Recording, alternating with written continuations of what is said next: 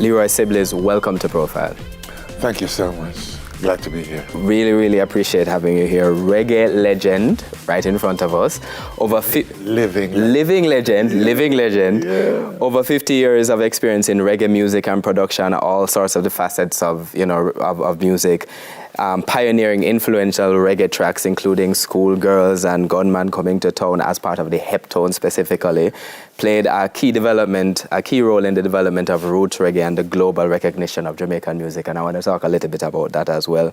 And your own successful solo career with notable albums and performances as well. And overall, I can say, instrumental in shaping the reggae genre and mentoring emerging artists as well. And we'll also get an opportunity to talk about that.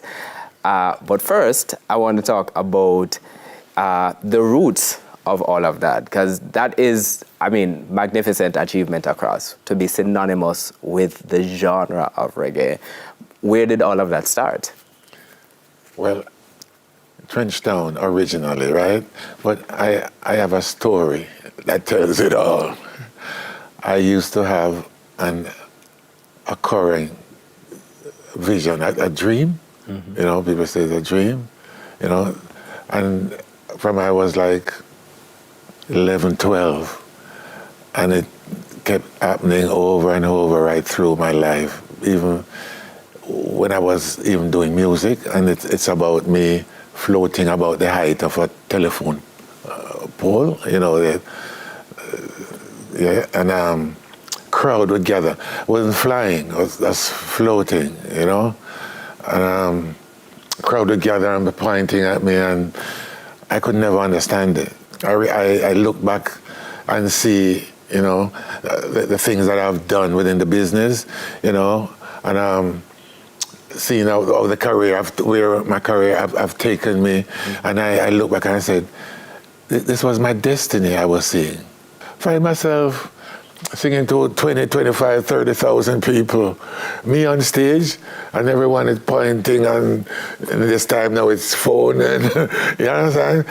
At the one individual. So it has manifested itself. So you just stopped. I can really understand what you mean. Like, yes. Just a vision of something happening, and when it's happening, it feels like you've been there before, like deja vu. Yeah, like deja vu. But let's talk about early life, though, as we look at how that vision has manifested, how it's, you've actually seen this thing that you thought of happen in your own life. First, early life, growing up in Trenchtown. Yeah. I want to start by just asking about that, the last name, Sibbles. Sibbles, yes. Very unusual. I have three versions. Three versions. Just like songs, We have many versions of Kochi. I have three versions of my surname. It's Leroy Sibbles. Sibbles, my sister says, because she speaks like my dad, And that Sibbles is Sibbles, right? And that's his name. He carries that one. I end up with LES.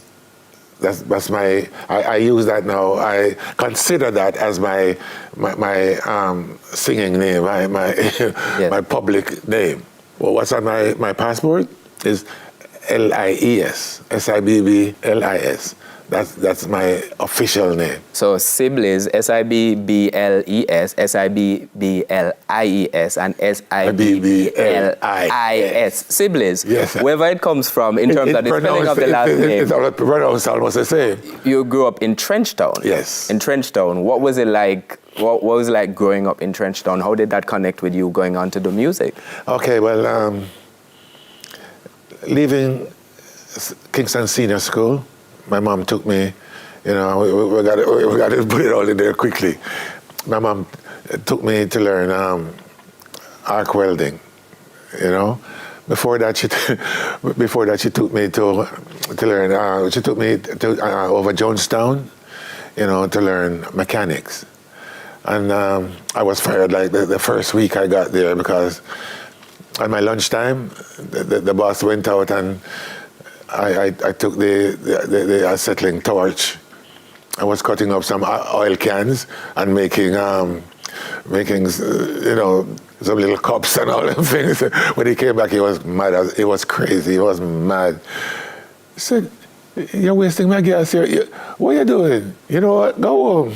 So that was a short thing there, you know. So she took me again, you know, to a new plant was opening, you know, a welding plant. And that was Gem Road and Maxfield Avenue. And but while I was there, I developed fast learning this trade. In no time, I was making gates and grills and, you know, stuff like that. I got a job that was given to me personally, you know, because of how fast I developed. So you're doing better at this job than at the first job? Yeah. Well, at least I was there for a while. I was in there. So, but the musical part of that, no, we had a blacksmith, you know? And I enjoyed working with him. He was the one who was, you know, doing the design, special designs of, you know, what we're going to put in gates and stuff. Mm-hmm. Right? He was a guy who do all the bendings and, you know. So I was the apprentice, so I was on the sledgehammer, you know. I would beat and he would shape. So he had a smaller hammer. Yes. And we were working on a thing called an anvil. So when I would go wham, he would go ping, wham, ping, ping, wham, ping, ping, wham. And he was musical too because it wasn't just ping, ping, you know what I mean? Was it something that you were planning or something you were just doing naturally? This was just happening naturally, you know, because he was musical too, and I had to be on time on what I was doing. So I had to have to come down, wham, ping, ping, ping, ping, and he was shaping with. So this was like Nyabingi.